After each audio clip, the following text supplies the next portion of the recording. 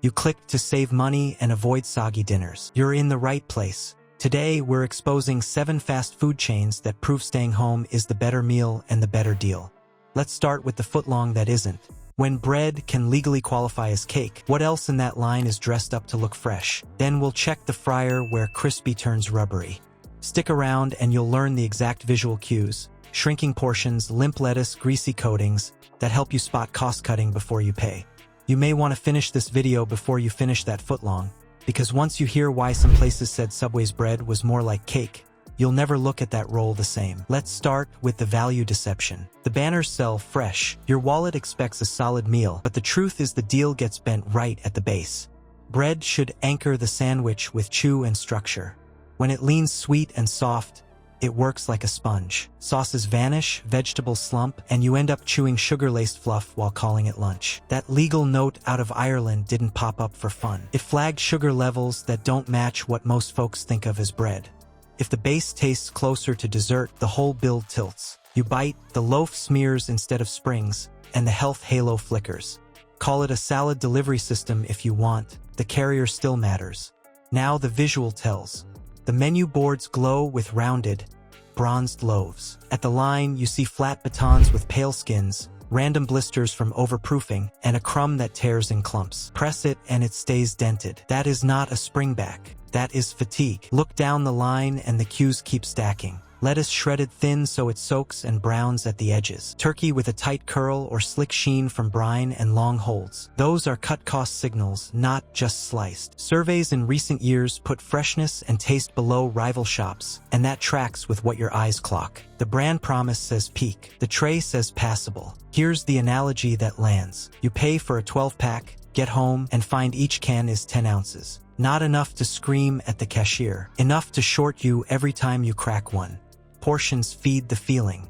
The footlong legend rides on, but today's rolls run thinner, and the fillings spread light. You hold a big sandwich that eats like less food. So why the cake talk? Sugar thresholds. Your cue is simple. Look for a dense, bready chew and a dry, matte crust. If the loaf smells sweet and feels like a marshmallow, you're buying dessert bread at sandwich prices. Now let's move on to the fryer, where crispy is supposed to carry the value, and lately it isn't. If you've ever peeled off a fried chicken skin in one greasy sheet, you've spotted the cost-cutting cue they never show in ads. Let's start with the promise. You pay for a crisp shell welded to juicy meat. What lands in the box is often the opposite. A slick, soggy exterior, dry chew inside, smaller pieces, bigger price. The bite doesn't snap, it slides. The brand leans on mystique, but the complaints stack up around rubbery texture and oily fingertips. That split isn't random. It's process. When the coating won't bond, the whole experience collapses. Here's the mechanic in plain terms. Flour needs a dry, tacky surface to grip. If the chicken is wet from brine, pulled straight from a cold pan, or dunked in batter that's thinned and warm, the flour sloughs off. If the product is par-cooked, steam forms under the crust and lifts it. If the oil is old, dark, tired, foamy, the crust absorbs more fat and loses structure. The result is a skin that acts like a sticker that won't stick. Now the fryer operations. Oil rotation sets the baseline. Wait too long and break down compounds, lowering the effective fry temp and flooding the food. Temperature swings are next. Drop a heavy load and the heat plunges so the coating never sets. Ramp it too high and the outside browns while the inside dries. Crews rushing a dinner surge often batch big to keep up, and that flattens crispness across the board. At home, you control the variables. You choose fresh oil.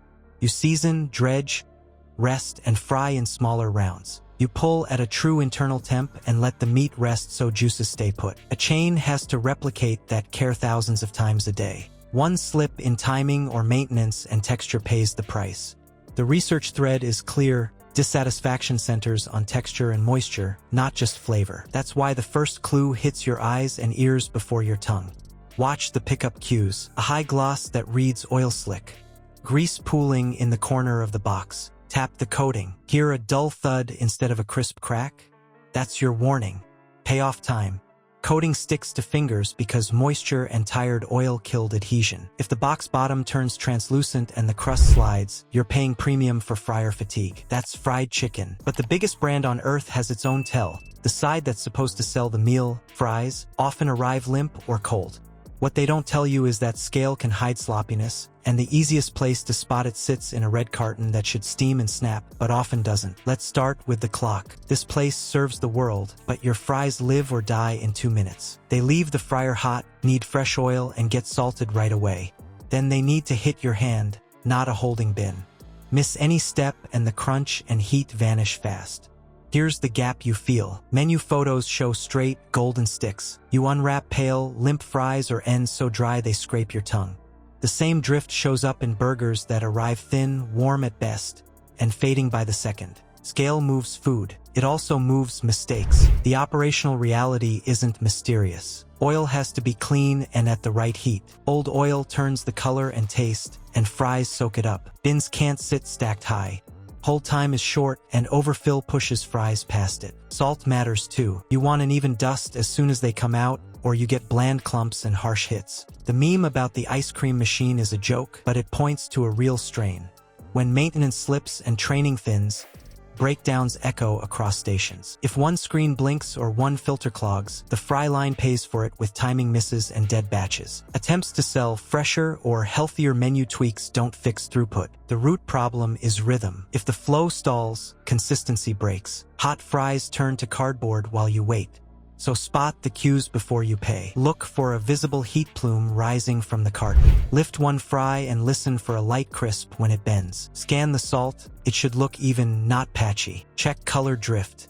Pale straw hints at underdone or low heat. Dark tan points to old oil or long holds. Here's the value trick. You pay the same price for a hot, crisp batch or for 10-minute-old fries. Same box, not the same meal. Payoff. If the fry bin is stacked high and crew members keep scooping without a fresh timer chirping, expect a stale, cardboard chew. Walk. Your money buys a fresh drop somewhere else or at home. We started with bread, moved through batter, and now it's time to widen the lens to a pattern that runs across chains. If these were one-offs, you'd shrug and move on. But the same tells keep popping up across 7 big names. Amped up bread, tired oil, and staged photos that never match what lands on your tray. Different logos, same playbook. Let's start with the pattern. Wendy's rides a rep for better beef, yet you meet meals that show up cold or careless and stores that feel stuck in a time warp. Checkers and Rallies push cheap eats while inspection reports stack up with notes you don't want near food prep. Jimmy John's chases speed so hard that safety gets squeezed, with fresh stuff coasting too long at room temp.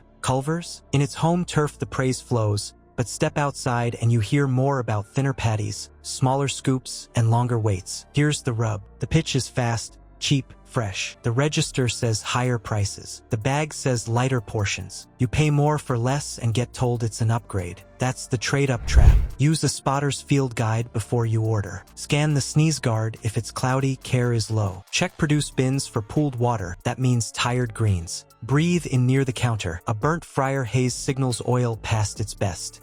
Look for sanitizer buckets. If they're dry or missing, cross-contamination risk climbs. Glance at the heat lamps. If they're jammed full, you're buying whole time, not fresh food.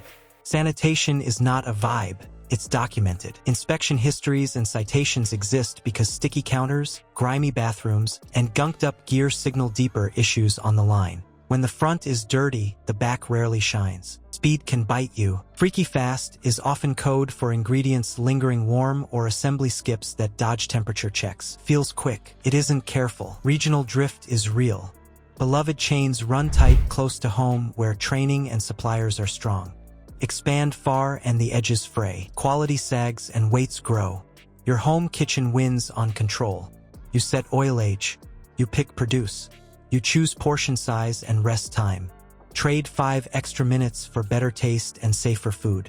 Pay off. Trust the cues. Limp lettuce, glossy buns, fryer stink, stacked lamps. If 2 or more show up, you're buying the marketing, not the meal. If this gave you something to chew on, hit like, subscribe, and share it with someone who orders before they look. When the bread smells sweet, the crust slides, and the fries sit quiet, you're not getting value, you're funding shortcuts. The cues are right there. Limp lettuce, glossy buns, heavy fryer smell, food stacked under heat lamps. That isn't fast. That's corners cut. Like and subscribe to help us keep the spotlight on the food industry's best-kept secrets. And tell us the last time you walked out after spotting a red flag. Your story helps others dodge the same trap. Next, we'll test which chains still deliver full portions at fair prices with a simple in-store checklist you can use in under 30 seconds.